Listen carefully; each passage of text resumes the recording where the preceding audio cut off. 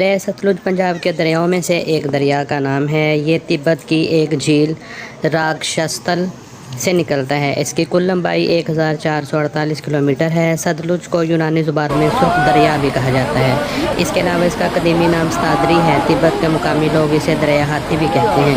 دریا ستلج ہمالیہ کی گھاٹیوں سے ہوتا ہوا ہماچل پردیش کی ریاست میں 900 میل تک کے علاقے کو سیراب کرتا ہوا ضلع ہوشیار پور کے میدانی علاقوں میں آ جاتا ہے۔ یہاں سے ایک بڑی نہر کی شکل میں جنوب مغرب کی طرف بہتا ہوا دریا بیاس میں گر کر پاکستانی پنجاب کے ضلع قصور پاکستانی علاقے میں داخل ہوتا ہے اور اچ شریف سے ہوتا ہوا پنجند کے مقام پر دریائے چناب میں ضم ہو جاتا ہے۔ یہ مقام بہاولپور سے 62 کلومیٹر مغرب میں ہے۔ دیپالپور کے نزدیک سلیمان ہیڈ ورکس سے گزرتا ہوا بہاولپور اور بہاول نگر کی اضلاع کی زمینوں کو سیراب کرتا ہے۔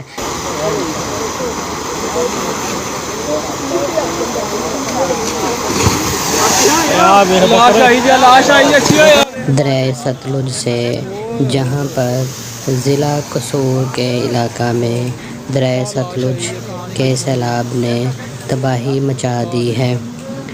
یہ گنڈھا سنگھ، اوکاڑا، دیپالپور، پاکپتن سے ہوتا ہوا ضلع بہاول نگر اور ضلع بہاولپور کے مختلف علاقوں میں زبردست تباہی پھیلا رہا ہے۔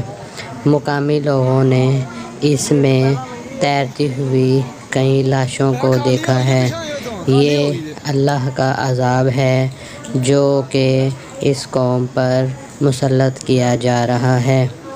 ہمیں بحیثیت مسلمان ہونے کے تمام لوگوں کو اللہ پاک سے استغفار کرنا چاہیے اور اس کے آگے جھک جانا چاہیے اور اپنے گناہوں کی معافی مانگنی چاہیے تاکہ اللہ تعالی ہم سب سے اس عذاب کو دور فرمائے۔